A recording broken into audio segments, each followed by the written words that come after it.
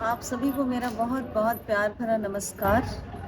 मैं हूं डॉक्टर अर्चना भाटिया और आप देख रहे हैं मेरा चैनल आशा का दीप।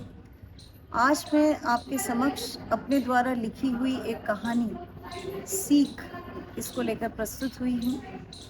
पहले मैं आपको कहानी सुनाती हूं और उसके बाद मैं और आप इस कहानी के ऊपर विचार विमर्श करेंगे। तो आइए सुनते हैं कहानी सीख। साधना पिछले 3 महीने से अपनी बेटी को लेकर बहुत ज़्यादा विचलित थी और चिंता में भी थी।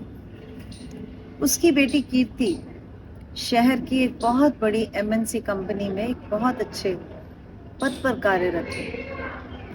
उसकी बेटी कीर्ति ने आईआईटी से पढ़ाई की और हमेशा से ही अपनी पढ़ाई में बहुत अच्छी रही। उसने लव मैरिज भी की अपने क्लास फेलो ध्रुव के साथ। और आजकल के समय में भारत में ऐसे दंपत्ति कीर्ति और ध्रुव जैसे जो मिलकर 70-80 लाख रुपए का पैकेज लेते हैं पर एनम, उनको वैसे भी समाज में बहुत समृद्ध लोगों की कैटेगरी में समझा जाता है। साधना याद करने लगी कि आज से 3 महीने पहले रात को 11 बजे उनके घर की घंटी बजी और जब उसके पति ने घर का दरवाजा खोला तो सामने कीर्ति अपने हाथ में सूटकेस लेकर खड़ी थी। कीर्ति ने रोते रोते अपने पापा से कहा कि पापा, मैं आपके साथ रहूंगी, मैं उस घर में वापस नहीं जाऊंगा। और उसके पिता हरीश ने भी बहुत प्यार से अपनी बेटी का हाथ पकड़ा और उसको घर के अंदर लाते हुए कहा कि मैं समझता हूँ बेटा, तुम पढ़ी लिखी हो, अपने सारे निर्णय ले सकती हो और तुम्हारे जीवन के हर निर्णय में मैं तुम्हारे साथ खड़ा हूँ। ऐसा कहकर उन्होंने अपनी बेटी को घर के अंदर बुला लिया। ये सब चीजें साधना देख रही थी और कुछ देर के बाद जब वो बेडरूम में गई तो उसने अपने पति से एक सीधा और सपाट प्रश्न पूछा कि किसी भी बात की तह पर जाने से पहले आपने अपनी बेटी को घर के अंदर आने की इजाजत दी, लेकिन आपने मुद्दे को नहीं समझा। उसके पति हरीश ने कहा कि अगर मैं उसको घर के अंदर आने के लिए ना कहता तो वो आर्थिक रूप से इतनी सक्षम है, इतना अच्छा कमा रही है कि वो रात किसी होटल में भी गुजार सकती है, वो चाहे तो किराए पे घर भी ले सकती है। तो सारी परिस्थितियों को देखते हुए साधना, मैंने यही उचित समझा कि मैं उसको घर के अंदर आने की इजाजत दूं। अब 3 महीने बीत गए। इन 3 महीनों में साधना ने देखा कि उसकी बेटी की दिनचर्या क्या थी। वो सुबह आराम से उठती, नाश्ता खाती आराम से, ऑफिस जाती, ऑफिस से लेट आती, आकर लैपटॉप पर बैठ जाती और फिर देर रात सो जाती। इतने दिनों से जब उसकी ये दिनचर्या साधना देख रही थी तो अब उससे ना रहा गया। उसने शाम को सोचा कि मैं कॉफी बनाती हूँ, क्योंकि कीर्ति को भी कॉफी बहुत अच्छी लगती है। उसने 2 कप कॉफी बनाई, कीर्ति के कमरे का दरवाजा खटखटाया और उससे कहा कि आओ बेटा, आज हम दोनों बैठकर कॉफी पीते हैं। जैसे ही कीर्ति ने कॉफी का कप उठाया, माँ ने पूछा, तुम्हारा क्या विचार है? तुम बेटा अपने घर कब वापस जाओगी? ऐसा सुनते ही कीर्ति बिफर गई और कीर्ति ने बहुत गुस्से में अपनी माँ को कहा कि क्या मैं तुम पर बोझ हूँ? अगर तुम्हें लगता है मैं तुम पर बोझ हूँ तो मैं कल ही इस घर से चली जाऊंगी। साधना ने समय की, बातों की, उसकी भावनाओं की नजाकत देखते हुए खुद को खामोश करना ही उचित समझा और कमरे से बाहर चली गई। अगले दिन साधना बहुत अनमनी थी, क्योंकि कोई भी माँ हमेशा अपनी औलाद की बेहतरी चाहती। अगले दिन उसने अपने दामाद ध्रुव को फोन मिलाया, वहां से कोई भी उत्तर नहीं आया। साधना भी समझती है, क्योंकि अब वो जीवन के 55 साल की उम्र के पड़ाव में, कि इतने महीनों से रिश्तों में आई हुई जो कटुता है, जो आपसी मिसकम्युनिकेशन है, शायद उसी का ये नतीजा है कि आज उसका दामाद फोन नहीं उठा रहा। अभी वो अपनी दामाद की तरफ से कुछ बदगुमान हो ही रही थी कि इतने में फोन की घंटी बजी और फोन की स्क्रीन पर ध्रुव का नाम डिस्प्ले होने लगा। साधना ने तुरंत फोन उठाया और ध्रुव से कहा कि बेटा, मैं तुम्हारी मम्मी बोल रही हूँ।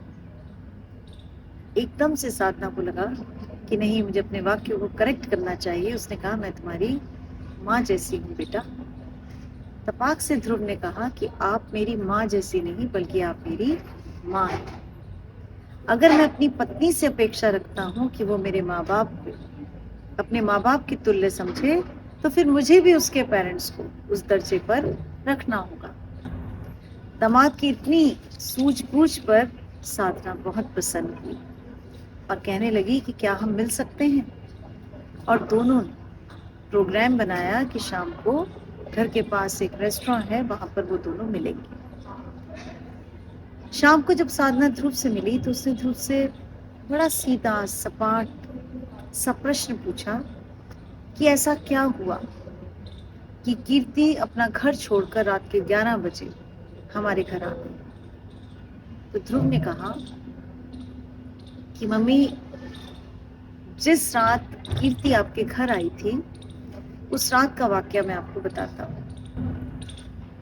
कीर्ति उस दिन अपने ऑफिस से बहुत लेट हो गई, 10 बजे घर पहुंची और जैसे ही वो घर पहुंची तो मेरी मम्मी ने उसको शायद थोड़े तेज शब्दों में पूछ लिया कि तुम इतनी देर कहाँ से थी, कहाँ पर थी, तुमने नहीं बताया, और कितना अच्छा होता तो हम एक फोन तो कर देती।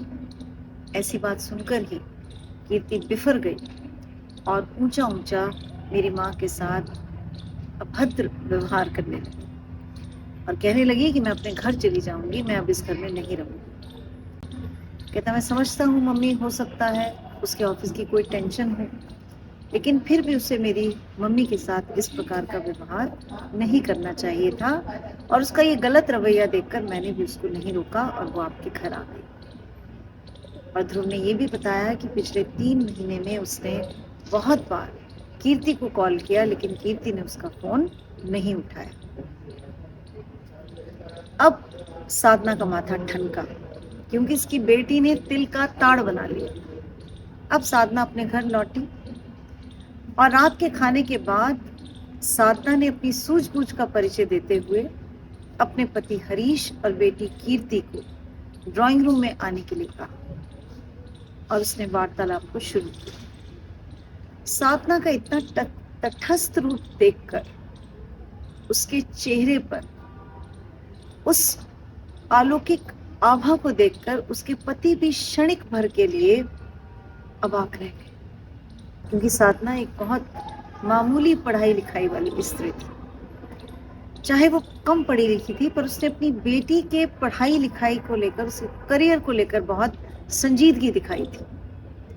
अब साधना ने पहला प्रश्न अपनी बेटी से पूछा और कहा कि जो जो मैं प्रश्न पूछूंगी तुम केवल उसी का उत्तर दोगी। साधना ने पहला प्रश्न पूछा कि क्या ध्रुव तुम्हारे साथ अभद्र व्यवहार करता है? कीर्ति ने कहा नहीं। माँ का अगला प्रश्न था, क्या ध्रुव तुम्हारे साथ मारपीट करता है? कीर्ति का उत्तर था नहीं। माँ ने पूछा, क्या वो तुम्हारी तनख्वाह अपने कब्जे में रखता है? कीर्ति ने कहा नहीं। माँ ने कहा, कोई और बात जो तुम्हें विचलित करती हो, डिस्टर्ब करती हो, जो तुम्हारे लिए असहनीय हो, वो मुझे बताओ। कीर्ति ने कहा नहीं। तो माँ ने कहा, तो फिर बताओ मुद्दा क्या है? कीर्ति ने कहा कि मुझे हर छोटी बड़ी बात के लिए उसके पेरेंट्स की स्वीकृति लेनी पड़ती है। मैं घर के काम नहीं करना चाहती, मुझे रसोई का काम नहीं आता माँ, क्योंकि तुमने ही मुझे नहीं सिखाया।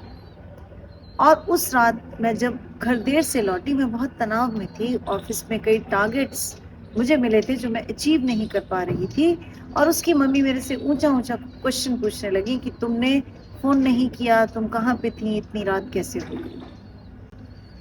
अब साधना ने कहा कि बेटा बस इतनी सी बात है। कीर्ति ने कहा हाँ। तो साधना ने कहा कि यहाँ तुम्हें एक बात समझनी होगी कि सहनशीलता और अन्याय, इन दोनों में फर्क समझना तुम्हारी पीढ़ी के लिए बहुत जरूरी है। तुम्हारे मुद्दे सहनशीलता से जुड़े हैं। तुम्हारे साथ किसी प्रकार का अन्याय ना तो तुम्हारे पति ने किया, ना तुम्हारे सास ससुर ने किया। और ध्रुव तो वैसे भी अपने माँ बाप की इकलौती संतान है, उनकी पैतृक संपत्ति का वारिस है। और तुमने मुझसे खुद ही एक बार कहा था कि उसके माता पिता को तुम्हारी कमाई हुई तनख्वाह में, तुम्हारी सैलरी में किसी प्रकार का कोई इंटरेस्ट नहीं है। अब साधना ने बहुत इमोशनल होते हुए कहा कि कीर्ति, मेरी शादी तुम्हारे पापा से हुई, मेरी जिससे शादी हुई मैंने उसको प्यार किया, और तुमने जिससे प्यार किया उससे तुमने शादी की। प्यार किया, शादी की, और अब तुम शादी को निभाने के लिए किस प्रकार की गलत दलीलें मेरे साथ पेश कर रही हो। क्या तुम्हें नहीं लगता बेटा कि तुम थ्रू आउट लाइफ में गोल्ड मेडलिस्ट रही हो, तुमने बड़े बड़े आयाम हासिल किए हैं, तो आज अपने वैवाहिक जीवन में भी गोल्ड मेडल प्राप्त करो। अपने आसपास जुड़े हुए रिश्तों के साथ तालमेल बिठाओ। तुम एक पढ़ी लिखी 21वीं सदी की महिला हो, एक अपनी विचारधारा को पॉजिटिव डायरेक्शन में लेकर जाओ। ऐसा कहने के बाद साधना ने तुरंत उसकी सास को फोन घुमाया और रात को खाने पर आमंत्रित किया, जिसे ध्रुव की मां ने सहज स्वीकार किया। ये सारा इंसिडेंस देखते हुए कीर्ति के जो पिता थे, उन्होंने अपनी पत्नी की तरफ बहुत सम्मानजनक तरीके से देखा और वो मन में समझने लगे कि चाहे मेरी पत्नी उतनी शिक्षित नहीं है, लेकिन इसके अंदर ज्ञान का भंडार है, इसमें सोचने समझने की, सूझबूझ की और परिवार को जोड़ने की असीम शक्ति उस प्रभु ने दी है। अब रात को खाने पर ध्रुव के माता पिता उनके घर पहुंचे, तो ध्रुव की माँ ने बहुत सहज तरीके से कीर्ति की तरफ देखते हुए कहा कि बेटा, अगर आप हमारे साथ नहीं रहना चाहते तो आप लोग अलग घर लेकर भी रह सकते हैं। हम तो केवल यही चाहते हैं कि आप लोग खुश रहें। ऐसी बात सुनते ही कीर्ति भाव विभोर हो गई और उसने जोर से अपनी सास को गले लगाया और कहा कि नहीं मम्मा, हम सब इकट्ठे रहेंगे। परिवार का मतलब होता है जुड़ाव, परिवार का मतलब होता है एक दूसरे को स्पेस देना। ऐसा मेरी माँ ने सिखाया है, और अब आगे से हम जो भी बात करेंगे, हम अक्रॉस द टेबल बैठकर अपनी लाइफ की ऐसी छोटी छोटी जो प्रॉब्लम्स हैं उनके सॉल्यूशंस को खोजेंगे। इस बात को कहते हुए कीर्ति ने कहा कि मैंने अपना सूटकेस पैक कर लिया है, अब मैं अपने घर आपके साथ जाऊंगी, जहाँ का आसमां मेरा है और जिसको मैं अपनी काबिलियत से, अपनी सूझबूझ से, अपने घरौंदे को एक बहुत अच्छा मुकाम दूंगी और अपने जीवन के इस पड़ाव को भी सफल करने का प्रयास करूंगी। ऐसा कहते हुए कीर्ति ने अपनी माँ साधना को कनखियों से देखा और अपनी माँ का धन्यवाद किया। उसकी नज़रों में अपनी माँ के प्रति इज्जत थी और उस अपनी माँ को जैसे वो थैंक यू कह रही हो कि हाँ मम्मा, आपने मुझे जीवन का एक बहुत अच्छा रास्ता दिखाया। तो ये थी कहानी सीख। इसकी कई डायमेंशंस में अगर आप देखें, एक है माँ जिसका नाम है साधना, एक है बेटी जिसका नाम है कीर्ति, और लव मैरिज के बाद की जो आजकल की करियर ओरिएंटेड लड़कियां हैं उनके मुद्दे, और लड़कियों की ये समझ कि पेशेंस अलग चीज होती है और इनजस्टिस अलग चीज होती है। नारी होते हुए मैं भी मानती हूँ कि हमें सहनशील होना चाहिए, लेकिन हमें अन्याय को बर्दाश्त नहीं करना चाहिए। तो मैं आपके व्यूज जानना चाहती हूँ, कमेंट बॉक्स में ज़रूर लिखिए इस कहानी से क्या सीख आपने ली, और अगर आप मेरी भी विचारधारा में, मेरी भी सोच में किसी प्रकार का कोई एडिशन करना चाहें, बढ़ोतरी करना चाहें, तो आप सब सहर्ष आमंत्रित हैं। इन्हीं शब्दों के साथ डॉक्टर अर्चना भाटिया का आपको प्यार भरा नमस्कार। धन्यवाद।